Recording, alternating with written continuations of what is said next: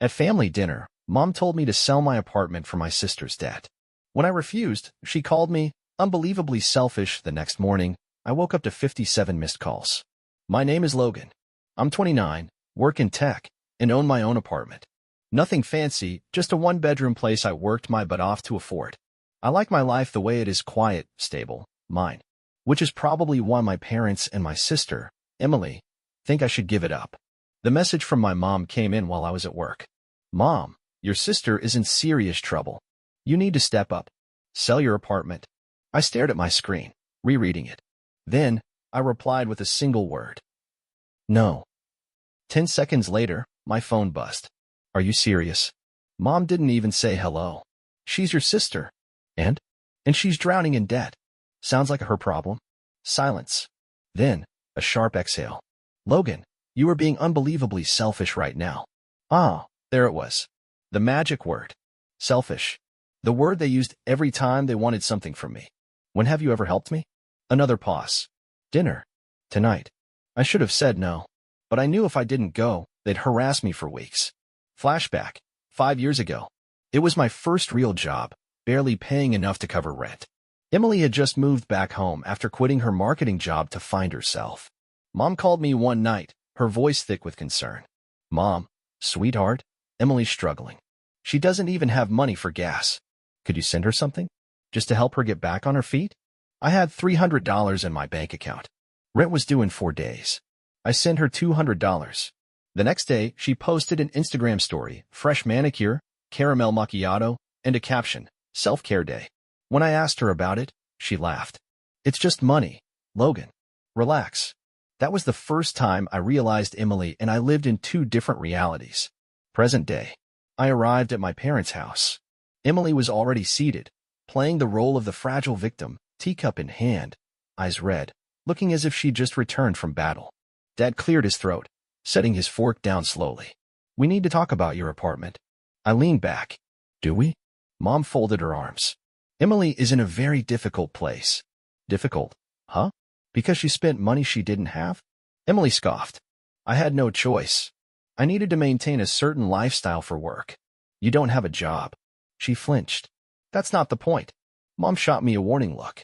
Logan, she needs your help, and I need to not be treated like a human ATM. Dad exhaled through his nose. It's just an apartment. You can buy another one. I stared at him. You want me to sell my home so Emily can wipe her debt clean? It's not just about that, Mom said, voice tight. It's about family. We help each other. No, I help. She takes. Emily shot up from her chair, nearly knocking it over. I hate you. And yet, I'm the one with an apartment. Mom grabbed her head like she was about to faint. What did we do wrong with you? I stood up, grabbed my coat. You raised the only sane person in this family. And I walked out. The messages started before I even got to my car. Mom, you've disappointed us. Dad, family is more important than money. Emily, you're a pathetic excuse for a brother. I put my phone on silent, got in my car, and drove home. Because I knew this was only the beginning. The next morning, I woke up to 17 missed calls. 10 from Mom. 4 from Dad. 3 from Emily. I sighed, rolled over, and checked my texts. Mom, we need to talk. Dad, call your mother. Now. Emily, you're seriously doing this? After everything I've been through? Everything she's been through? I sat up and rubbed my face. I knew what was coming. Flashback. 3 years ago. Emily had just gotten back from a spiritual retreat in Bali. Translation. She blew through her savings on overpriced yoga classes and Instagrammable smoothie bowls. A week later, Mom called me. Sweetheart, your sister is in a rough spot. I already knew where this was going. How much? She hesitated. Just a few thousand to cover rent until she finds work. I was making $50,000 a year at the time, barely scraping by in my tiny apartment. Meanwhile, Emily had just spent a month finding herself in tropical paradise. No. Mom gasped. No? That's what I said. Logan, she's your sister, and I'm not her retirement plan. The next day, Emily posted a picture at a fancy restaurant with the caption, New Beginnings. I never asked where she got the money. Present day. I went to make coffee, phone still buzzing nonstop. Finally, I picked up. Logan. Mom's voice hit me at full volume. I pulled the phone away from my ear. Morning, Mom. Do not morning me. Do you understand what you did to your sister? Didn't give her free money? You humiliated her. I took a sip of coffee. How? She's devastated. She was up all night crying. And? And? She's your sister. Again? And? You were so cold, Logan. What happened to you? I sighed. Mom, I didn't put Emily in debt. She did that all on her own. She's struggling. So let her struggle. Maybe she'll finally learn something. Silence. Then, I hope you can live with yourself. Click. I put my phone on the counter and exhaled. 5 minutes later, a text from Dad. Dad, come over tonight. Let's talk like adults. I already knew what that meant. They weren't done trying to wear me down. Fine. Let's see what they had planned. I should have known this wasn't just going to be a talk. The second I walked into my parents' house, I felt it. The tension in the air, the way Mom was pacing, the way Dad had his arms crossed like he was about to lay down the law. And then I saw her. Emily.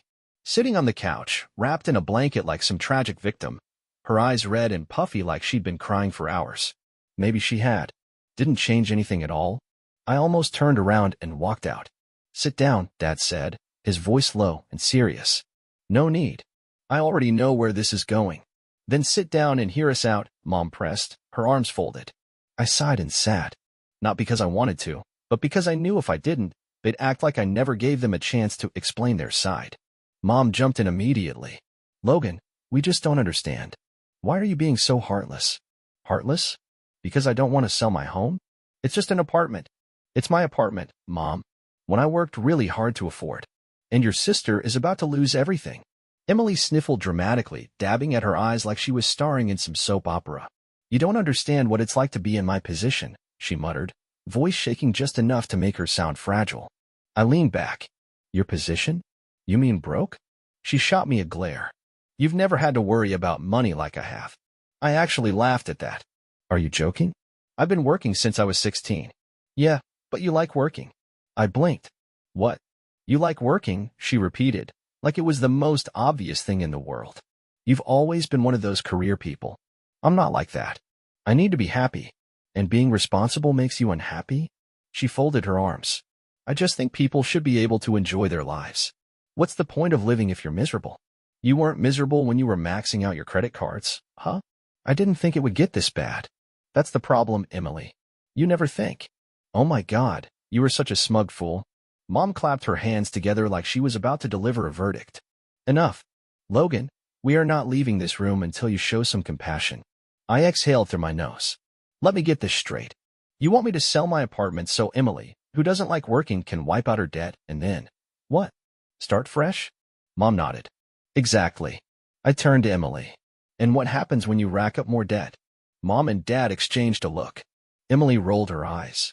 I wouldn't. Swear on your life, right now, that you'd never use a credit card again. Silence. That's what I thought. Dad sighed, rubbing his temples. Logan, it's not about the money. It's about family. No, it's always about money. My money. Mom's face hardened. So that's it? You're just going to turn your back on us? No, I'm just finally saying no. Emily slammed her hand on the table, her face red with anger. You're unbelievably selfish, you know that? After everything Mom and Dad have done for you? I tilted my head. What exactly have they done for me? They raised you. So just existing in this family means I owe you my entire future? She jumped up from the couch, fist clenched. I hope you choke on your stupid apartment, you condescending jerk. Mom gasped. Emily. No, let her talk, Mom. This is the real her. Emily was shaking with rage. You're dead to me. I stood up, grabbed my coat. Finally, Dad stood up, his voice low and firm. If you walk out that door, Logan, you're making a choice. I looked him dead in the eyes. No, Dad. You are. And I walked out. By the time I got to my car, my phone was blowing up. Mom, you've disappointed us. Dad, family is more important than money. Emily, you're a pathetic excuse for a brother. I put my phone on silent and drove home. They thought this was over? They had no idea what was coming. After the ambush, I expected them to back off for a while. I was wrong. The next morning, I woke up to 23 missed calls and a flood of texts. Mom, we need to talk. Now. Dad, you're making a huge mistake. Call me. Emily, I hope you stay stuck in that awful apartment of yours. I muted the group chat. I had work to do. Unlike some people. The Guilt Trip 2.0. By lunchtime, I had 3 voicemails from Mom. I made the mistake of listening to one. Logan, I just don't understand. Deep sigh. I don't know what's happened to you. You used to be such a kind boy. You used to care about your family. Now you're cold. Unrecognizable. Did we fail as parents? Is this our fault? I hung up halfway through. Classic move. Make me feel like a heartless monster. 2 hours later, Dad called. Against my better judgment, I picked up.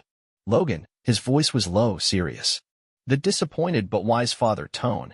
I need you to come by tonight. We need to talk man to man. Not happening. Don't be like this. We can work something out. There's nothing to work out. Son, you don't walk away from family. I laughed. No, but family sure as hell walks all over me. That's not fair. What's not fair is expecting me to give up my home because Emily refuses to be an adult. Silence. Then, a heavy sigh. You don't understand what it's like to be a father. And you don't understand what it's like to be the only responsible person in this family. I hung up. 5 minutes later, another text from Mom. Mom, your uncle is coming over. Maybe he can talk some sense into you. They were bringing in reinforcements now? Fine. Let's play. The intervention. That night, I showed up. Not because I was willing to negotiate, but because I wanted to end this once and for all. The second I walked into the living room, I saw the setup. Mom, Dad, Emily, and Uncle Rick, Dad's older brother, the successful businessman of the family. The guy they always compared me to. He was sipping whiskey like he was about to handle a company merger.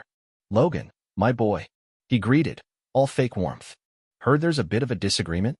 I dropped onto the couch, arms crossed. No disagreement. Just a bunch of people who think my money belongs to someone else. Emily huffed. It's not your money, it's a stupid apartment. My apartment. You can get another one. And you can get a job. Rick chuckled, swirling his drink. Come on now, Logan. No need to be so aggressive. We're just trying to find a solution. Oh, there's a solution. Emily grows up. Problem solved. Mom shot me a sharp look. Don't be cruel. Cruel? You're asking me to sell my home. We're asking you to help your sister. Rick leaned forward. Logan, I get it. You worked hard. You feel like it's unfair. But that's what family does. We help each other. You ever sell your house for a family member? He hesitated. Well, no, but Then don't tell me what family does. Emily groaned dramatically. This is pointless. He doesn't care about anyone but himself. I turned to her. You chose this life, Emily. You maxed out your cards. You quit your job. You went on vacations. And now you expect me to fix it? I didn't expect you to be such a selfish fool. I laughed. I know. That's the problem. She went silent, chest rising and falling fast, like she was about to lose it. Mom put a hand on her shoulder. Sweetheart, just breathe. Logan is just upset. He doesn't mean these things. No, I mean every word. Dad finally spoke. Rick, can you give us a moment? Rick sighed, got up, and muttered, Don't let pride ruin family, kid. Then it was just the 4 of us. Dad leaned forward, fingers laced together. Logan, listen to me. If you do this, if you refuse, you are making a choice. Yeah, I'm choosing myself. Mom's eyes welled up. I never thought I'd hear you say something like that. That's because you raised me to believe my needs don't matter. Emily scoffed. Oh, poor you. The golden boy of the family finally has to make a sacrifice. I turned to her, voice calm. You're right. I was the golden boy. The responsible one. The one who did everything right. And all it got me was a family that sees me as a walking bank. No one spoke. Then Emily muttered, I hope you rot in that awful apartment of yours. Mom gasped. Emily. No, let her talk, Mom. This is the real her. Emily was shaking with rage. You're dead to me. I stood up. Finally. Dad's voice was low, firm. If you walk out that door, Logan, you're making a mistake. I looked him dead in the eyes. No, Dad. You are. And I walked out. The aftermath. By the time I got to my car, my phone was blowing up. Mom, you've disappointed us. Dad, family is more important than money. Emily, I hope you never need us, because we won't be there. I stared at that last one for a long time. Then I smiled. For the first time in my life, I didn't need them. And that was the real problem, wasn't it? They needed me. And now? I was done. I thought that after I walked out, they'd finally get the message. I was wrong. 3 days later, I got an email from Mom. Subject, let's be reasonable. Message, Logan, I don't know why you're being so cruel to your family. We raised you better than this. If you don't want to sell your apartment, fine. But at least take out a loan to help your sister. You make good money. You can afford it. Be a decent person. Love, Mom. I actually laughed. Out loud. They really didn't get it. I replied with exactly one sentence. No. 2 hours later, I got a call from Dad. I didn't answer. Then from Emily. Ignored. Then Mom. I let it ring out, and a voicemail popped up. I hit play. Logan, your father and I are trying to be patient with you. But this behavior is unacceptable. You are tearing this family apart. If you don't come to your senses, we will have no choice but to cut you off. No more invitations. No more holidays. No more family. She paused for dramatic effect. Is that really what you want? I deleted the voicemail. The smear campaign. By the end of the week, I started hearing from extended family. Aunt Carol texted, "Your mother is in tears. Call her." Cousin Jake, "Dude, WTF is going on? Your parents say you abandoned the family." Uncle Mike, "Just help your sister, Logan. This is embarrassing." They were spreading the story, making it seem like I was some heartless monster who turned my back on poor, struggling Emily. I didn't respond. Then, I got a message from an unknown number. "Unknown, I hope you're happy. Mom can't even sleep. Dad's ashamed of you. You're an absolute disgrace." It didn't take a genius to figure out who that was. I texted back. "Me? New number? Emily? Cute. Lose it. Blocked." The real reason. I figured things would die down.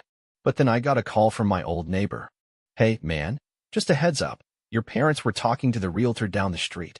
They were asking how much your place might sell for." I froze. "You're kidding." "Wish I was. They made it sound like you were thinking of selling." Oh, they weren't just trying to guilt me. They were trying to force me. I ended the call and immediately checked my emails. There it was. A notification from my mortgage lender. "We received an inquiry about refinancing options for your property. If you did not authorize this request, please contact us immediately." I sat there, gripping my phone, heart pounding. They actually tried to mess with my finances. This wasn't just about Emily's debt anymore. This was about control. The last conversation. I called Mom.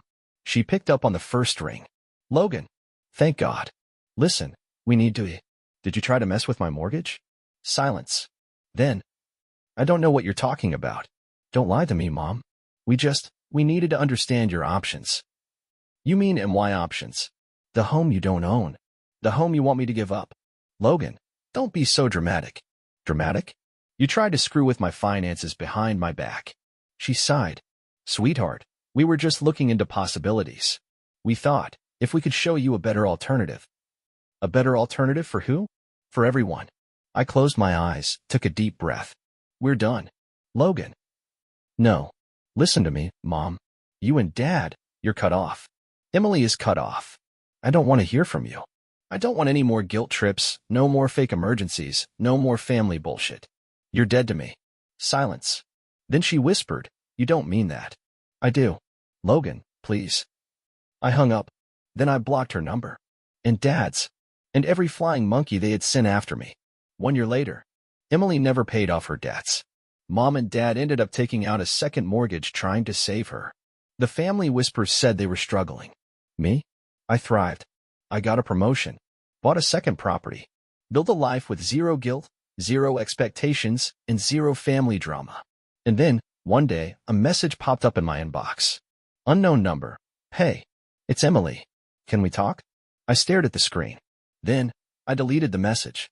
Some people never change. And I was done saving them. Reddit update. 1 year later, answering your comments. Wow, I didn't expect my story to blow up like this. I posted it just to get it off my chest, but seeing how many people have been through the same thing, that hit different. A lot of you had thoughts, some supportive, some not so much. So, here's my final update. To everyone who said, "Good for you, Logan. Stay strong." Thank you. Really. You guys don't know how much it meant to read your comments when I was drowning in guilt. Because yeah, even after everything, the guilt still crept in sometimes. Years of conditioning don't disappear overnight. But let me tell you, choosing yourself, cutting off people who only take and never give, that's freedom. The peace I have now is something I didn't even realize was possible. No more waking up to passive-aggressive texts. No more family dinners where I'm treated like an ATM. No more feeling like I exist just to serve them. For the first time in my life is actually mine. To the people who said, "She's your sister, you should have helped." Helped how? By throwing away my home so she could go right back to maxing out her credit cards? By letting my parents manipulate me into another financial trap? By rewarding her for screwing up while I get punished for being responsible? Let me ask you something. If someone kept setting their house on fire over and over, would you burn your own house down to keep them warm? Because that's what you're asking me to do. I didn't cut off my family because they were struggling. I cut them off because they expected me to fix their struggles, no matter what it cost me. And when I said no, they tried to force my hand. That's not family. That's financial abuse. To the people who said, "You'll regret this when they're gone." Maybe, but I regret all the years I let them treat me like a walking wallet. I regret every sacrifice I made for people who wouldn't even consider doing the same for me. You know what I won't regret? Not losing my home. Not destroying my finances. Not letting them manipulate me ever again. If they had ever once treated me like an actual person instead of a safety net, maybe things would be different. But they didn't. And I refuse to spend my life trying to earn love from people who only see me as useful when I'm giving them something. Final thoughts. A year ago, I walked away. It was the hardest thing I've ever done. But I survived. And I'm happier than I've ever been. So if you're reading this and you're in the same boat, if your family only calls when they need something, if they guilt you into giving, if you feel like you have to help just because they're family, listen to me. You don't owe anyone your future. You don't have to set yourself on fire to keep them warm. You're allowed to say no. And if that makes you the villain in their story, so be it. At least you'll finally be the hero in your own. Logan out.